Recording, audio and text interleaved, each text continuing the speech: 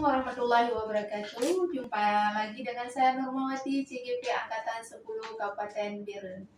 Nah, untuk hari ini saya akan melakukan yang namanya pra-observasi bersama dengan rekan sejawat saya, yaitu Bu Juliani. Baik Bu, Assalamualaikum Bu Juli. Waalaikumsalam Bu Norma. Oke, bagaimana kabarnya hari ini Bu? Ya, alhamdulillah sangat baik dan luar biasa Bu ya.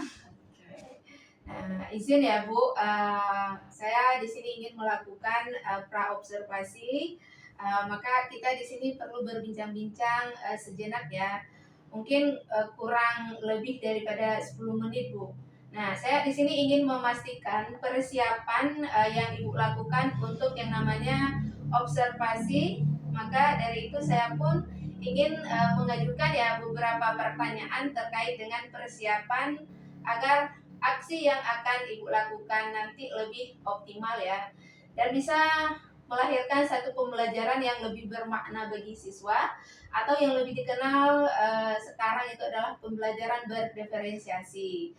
Nah, tujuan saya melakukan pra-observasi di sini adalah sebagai persiapan awal agar lebih siap dan memberikan hasil yang terbaik bagi murid-murid kita.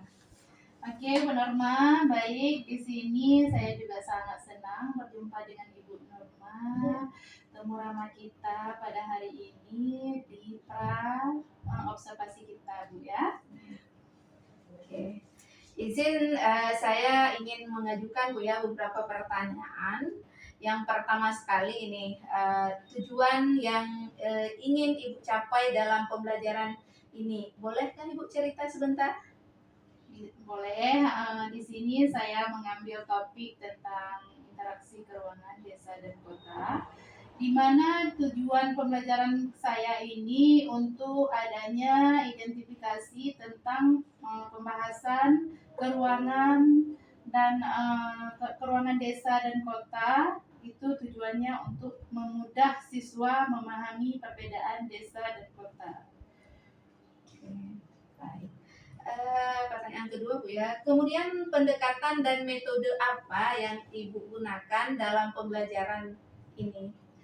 Jadi metode pembelajaran yang saya gunakan dalam pembelajaran ini, saya pakai metode saintifik, terus PBL, di mana metode ini sangat cocok dengan pembahasan kita Bu ya. Terus supaya siswa itu agar bisa berinteraksi dan berpikir kritis tentang materi kita ini, dan bisa memahami pokok pembahasan kita Bu. Kalau begitu ya. Baik, pertanyaan selanjutnya, area apa yang ingin Ibu kembangkan dalam pembelajaran ini? Area yang saya kembangkan dalam pembelajaran ini itu dengan bentuk kognitif, keterampilan, ada perilaku, terus ada interaksi ya, di mana di sini siswa tersebut bisa berpikir kritis dan bisa mandiri dan bisa bertanggung jawab. Oke, baik. Nah, pertanyaan terakhir Bu, saya juga ingin tahu Bu, kira-kira kapan observasi Ibu lakukan dan hal apa yang telah Ibu persiapkan? Insya Allah Bu Norma, nanti kalau nggak ada halangan di hari Jumat ya, di kelas 37, di jam pertama, jam 1-2, itu yang saya persiapkan ini berupa modul ajar, terus PPT, Infokus, sama LK siswa dan rubrik penilaian Bu. Oke, wah, sangat berkenan Bu ya dengan pra-observasi kita hari ini. Semoga pembelajaran Ibu nanti lancar sesuai dengan apa yang udah kita rancangkan ya. Semoga nanti kita sukses semua Bu ya. Oke, baik, terima kasih Bu untuk hari ini ya. Assalamualaikum warahmatullahi wabarakatuh.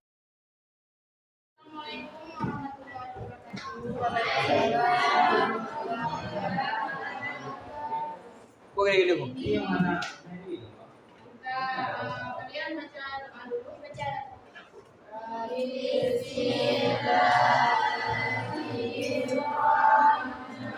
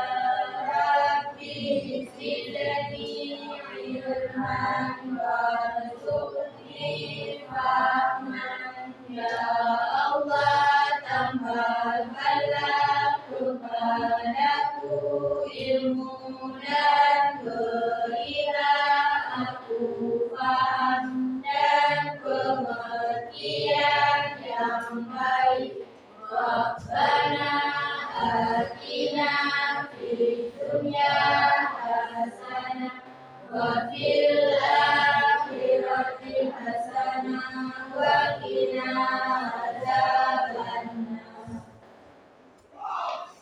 Baiklah anak-anak, sekarang kita baca surat Al-Ikhlas ya. Kita mulai. Bismillahirrahmanirrahim. Qul a'udzu Allahus samad, lam yalid wa lam yulad wa lam yakul lahu kufuwan ahad. Sudah selesai kita baca doa. Sekarang ibu absen dulu.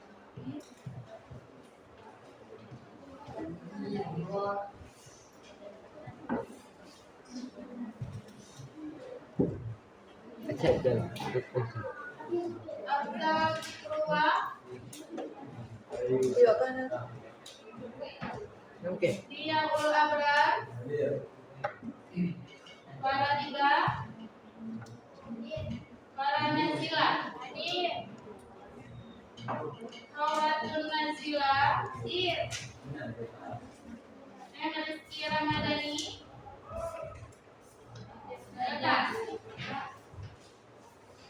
Mardia. M. Abrar. M. Hilki. M. Rifaldi. Mukrasya. Nailul Amna. Nisaul Khaira. Nur Anissa Husna. Nur Hafiza. Nur Hasna. Nurul Lisani. Putri Nabila. Rahmiatul Munira. Raisa Aulia. Rozatun Zahrina. Sucira Maisa. Syifaul Mina. T. Andika Basrin. Ulfa Safira Mansur. Hadir.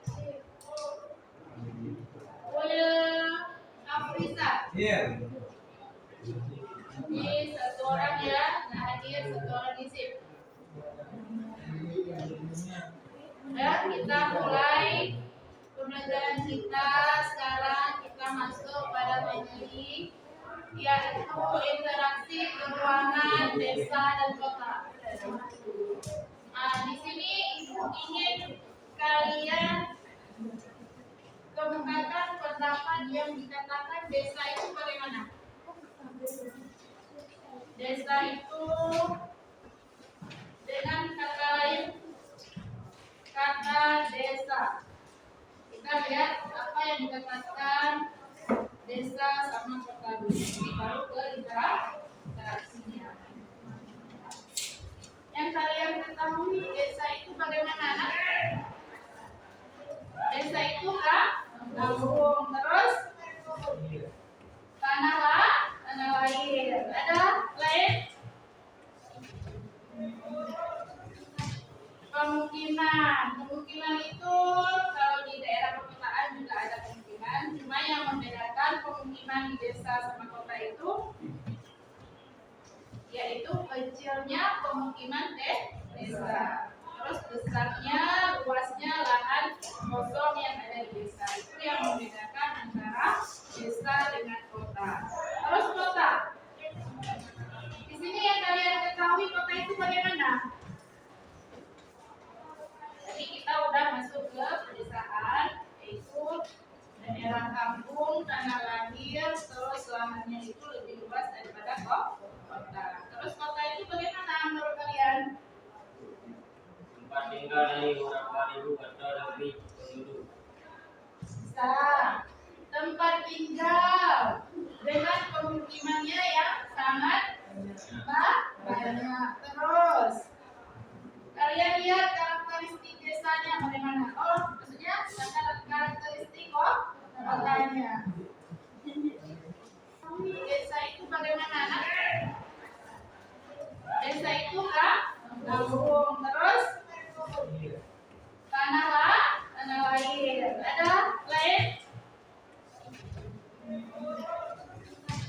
Pemukiman itu kalau di daerah perkotaan juga ada pemukiman. Cuma yang membedakan pemukiman di desa sama kota itu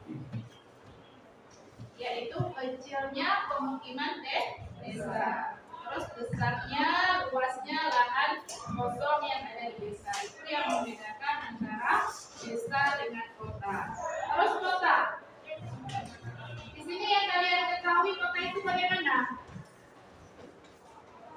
Jadi kita udah masuk ke pedesaan, yaitu daerah kampung, tanah lahir, terus lahannya itu lebih luas daripada kota. Terus kota itu bagaimana menurut kalian? Tempat tinggal dari orang beribu atau lebih penduduk. Bisa. Tempat tinggal dengan pemukimannya yang sangat banyak. Terus kalian lihat karakteristik desanya bagaimana? Oh, maksudnya karakteristik kotanya. Bangunan daripada desa dan kota itu lebih megah yang mana? Kota. Jadi di sini kita lihat dulu definisi desanya itu. Desa berbentuk dari kumpulan unit pemukiman kecil yaitu kampung dan mempunyai dusun. Terus selain wilayah pedesaan itu terdapat di pegunungan, juga terdapat di daerah pesisir. Nah,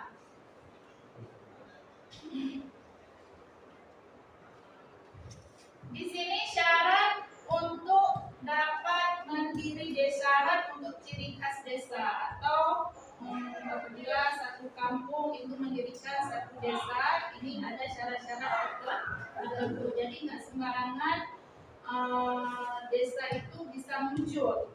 Jadi yang pertama kita lihat syarat desa tersebut. Ini kondisi dan bentuk desanya itu masyarakatnya masih inisiatif, masih ada asal usul daripada adat istiadatnya, terus mempunyai potensi desa. Nah, syarat untuk membangun desa itu batas usia induk desa paling sedikit 5 tahun.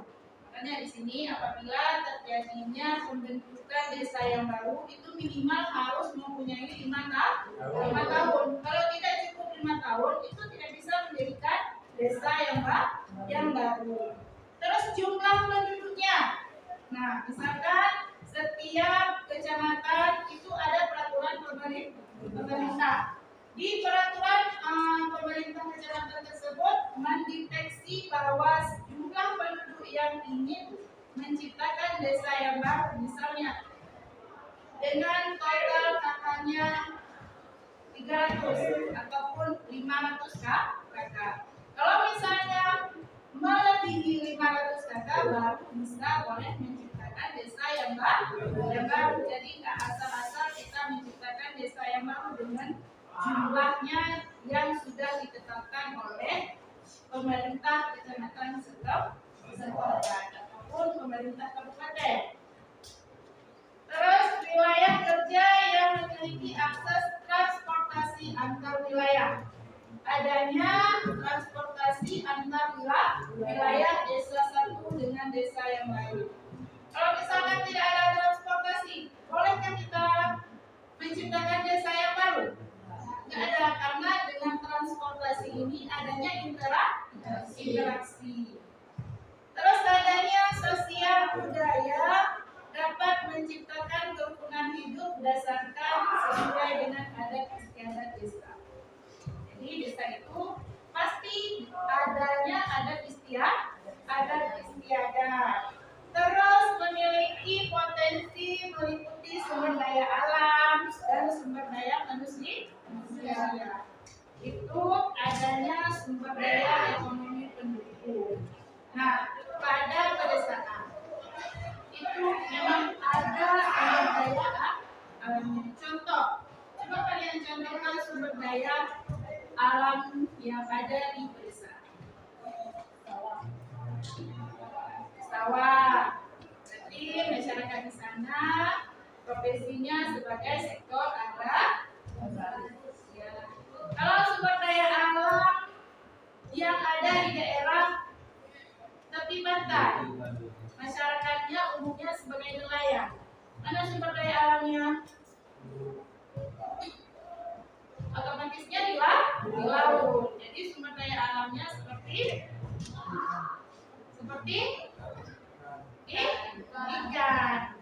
Dan sumber daya manusianya itu contohnya seperti nelayan. Kalau misalkan kita nggak bisa berlayar, otomatis sumber daya alamnya juga tidak mendukung dengan sumber daya alam manusianya, ya kan? Begitu juga dengan sektor pertanian. Ini lain lagi ada batas wilayah, sarana dan prasarana, dan tersedianya operasional, dana-dana operasional. Berarti kalau kita sudah mempunyai desa yang baru, otomatis dana operasionalnya juga ikut masuk. Nah, ciri khas desa. Perbandingan lahan dengan manusianya itu sangat besar. Berarti sedikitnya manusia dan lahannya itu cukup bagus. Jadi sumber daya alamnya seperti ikan. Dan sumber daya manusianya itu contohnya seperti nelayan. Kalau misalkan kita nggak bisa berlayar, otomatis sumber daya alamnya juga tidak mendukung dengan sumber daya alam manusianya, ya kan? Begitu juga dengan sektor pertanian. Ini lain lagi ada batas wilayah, sarana dan prasarana, dan tersedianya operasional, dana-dana operasional. Berarti kalau kita sudah mempunyai desa yang baru, otomatis dana operasionalnya juga ikut masuk. Nah, ciri khas desa. Perbandingan lahan dengan manusianya itu sangat besar. Berarti sedikitnya manusia dan lahannya itu cukup bagus. Beda dengan perkotaan, ya kan? Nah, dari di sini udah Ibu jelaskan, kita ada lembaran kerja, ya, kelompok udah ada. Jadi Ibu mau kalian kerjakan tugas di KKPD ini.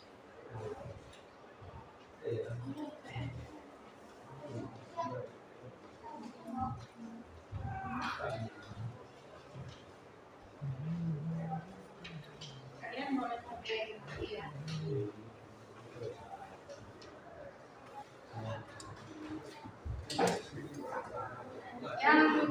Yang boleh dipakai materinya, boleh dilihat. Ini cocokkan.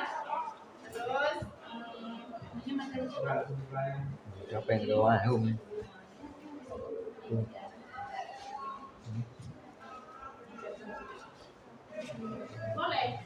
boleh materinya. Oke. Ini jelas. Gimana nggak paham dengan ini? Ya. Itu juga. Baca novel kayak gitu.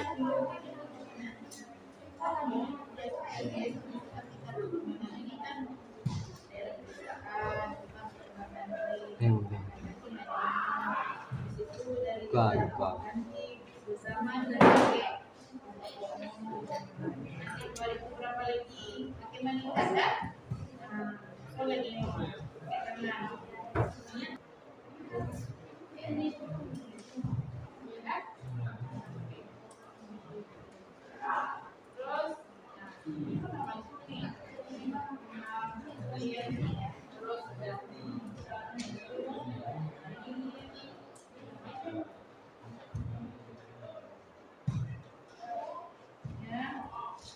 Kemudian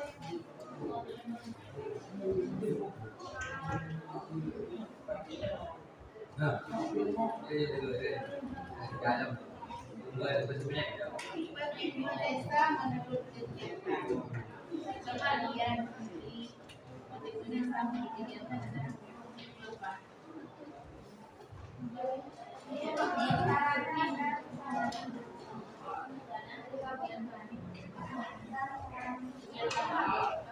Makan dia budaya sebagian ini kegiatan.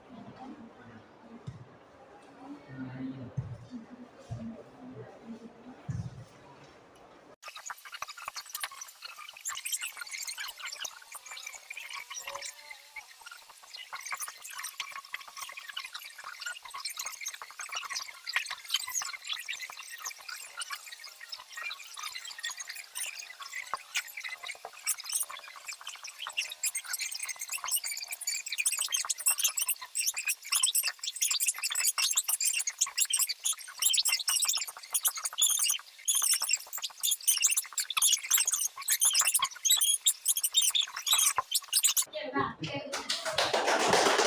mereka satu lagi. 1 ditambah 2.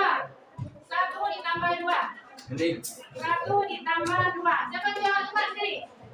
1. Cepat. 1 ditambah 2. Ya. 1 ditambah 2 nggak dijawab? Ya, oke. Ngerti kan? Satu lagi ya. Satu lagi. 5 ditambah 3. Coba 5 ditambah 3. Nggak dijawab. Oke, pulang. Udah? Untuk speakingnya kali ini udah sekarang bagaimana kalian bisa merefresh dan pikiran dengan adanya tugas tunggakan kerja kalian? Oke, kalau udah siap, sekarang kalian boleh maju dan presentasikan hasil kerja kalian. Oke, kita mulai dari kelompok 1. Kelompok pertama.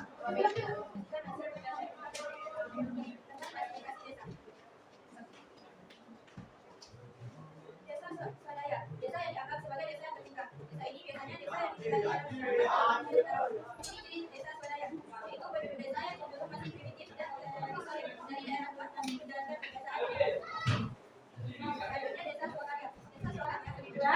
Sekarang bagaimana kalian bisa merefresh dan pikiran dengan adanya tugas tunggakan kerja kalian?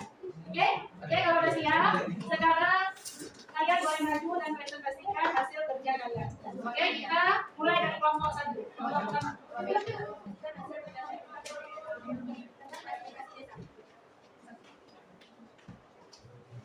Desa swadaya. Desa yang dianggap sebagai desa yang tertinggal. Desa ini biasanya desa yang desa swadaya, yaitu PPP desa yang membutuhkan masih primitif dan dari daerah luas dan menjalankan kebiasaan. Selanjutnya desa swakarya. Desa swakarya adalah desa yang sudah mulai terbuka, interaksi antar desa juga sudah terjadi, sehingga perkembangan masyarakat lebih mudah. Ciri-cirinya yaitu mendampingi cahaya masyarakat mulai meningkat, pemerintahan desa mulai berjalan. Oke, tepuk tangan untuk kelompok pertama. Sekarang kita mulai. Waalaikumsalam. Nah, sekarang kita masuk di kelompok kedua. Yang mana kelompok belakang? Assalamualaikum warahmatullahi wabarakatuh. Saya koordinator dari kelompok kedua, Masyarakat Bersama Ina. Kali ini berkaitan dengan hasil kerja kelompok, yaitu tentang planifikasi desa. Ini ada gambar pertama desa swadaya, ya, desa yang kurang mendukung atau bisa dikatakan desa yang tinggal. Artinya, penduduknya masih jarang dan kurang komunikasi dengan masyarakat luar. Pada gambar nomor 2, pada gambar ini desa tersebut sudah begitu berubah dengan tanaman yang dikonsumsi oleh masyarakat atau bisa dikenal dengan desa swakarya. Intinya, tanaman tersebut bisa diolah menjadi sesuatu yang lebih berguna lagi. Baik, bajunya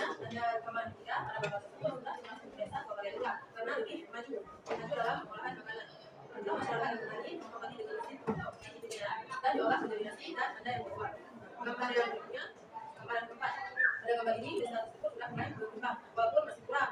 Jadinya masyarakat menempati yang belum pertama karena kemajuan teknologi desa tersebut masih kurang berkembang. Lanjut, gambar yang kelima. Pada gambar ini orang-orang yang mampu dalam mengolah dan mengolah ikan pangan. Jadinya hasil olahan juga bisa dijual. Ada pertanyaan? Ada pertanyaan? Mungkin ada yang perlu ditanggapi sama kawan-kawan? Nggak ada? Kalau ada, baiklah silakan diri. Assalamualaikum warahmatullahi wabarakatuh. Ada untuk kelompok kedua. Oke, sekarang kita kelompok berikutnya. Kelompok tiga ya.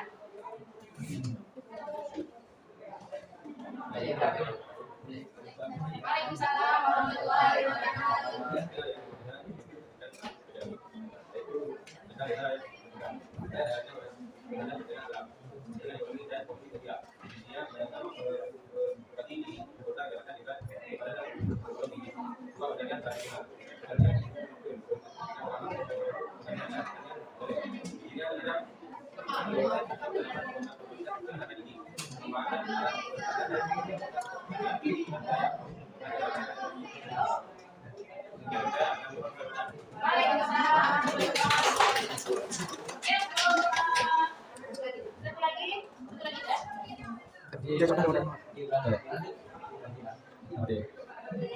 Assalamualaikum warahmatullahi wabarakatuh. Warahmatullahi wabarakatuh.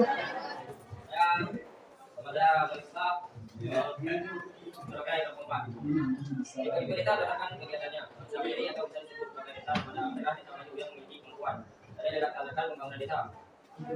Desa swadaya merupakan desa tradisional. Desa swadaya tidak berarti maju pada desa swadaya. Kelak ke belakang, kelak. Desa swadaya ada desa yang berkembang. Tapi mana yang mana? Oke. Tapi juga mau kopi juga.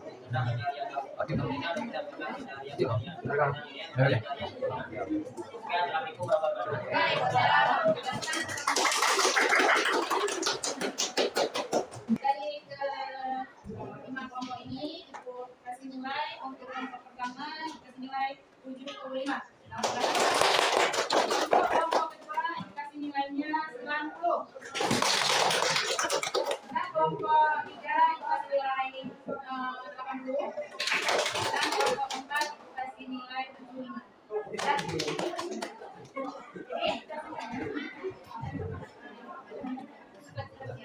Sekarang kita masuk ke refleksinya. Bagaimana kesan kalian belajar hari ini? Bagaimana kesan kalian dalam pembelajaran hari ini? Sangat menyenangkan. Yang jawab tunjuk tangan ya. Ya, betul ya. Nah, kesan pembelajaran kalian hari ini? Sangat menyenangkan, Bu. Oke, bagus. Menurut kalian penting nggak pembelajaran tentang materi kita ini? Kenapa? Menurut kami pembelajaran hari ini sangat penting karena bisa meningkatkan kualitas kita. Oke, berarti adanya kualitas antara peserta didik kita ya. Terus, tantangan apa yang kalian temui dalam pembelajaran ini? Apa ya tantangannya? Tantangan apa yang kalian temui dalam pembelajaran ini? Merasa tertantang nggak kalian dengan pembelajaran ini, dengan materi kita ini? Ada iya desa lokal kalian? Ada tantangan? Menurut Bapak kami enggak. Nggak ada. Yang lain?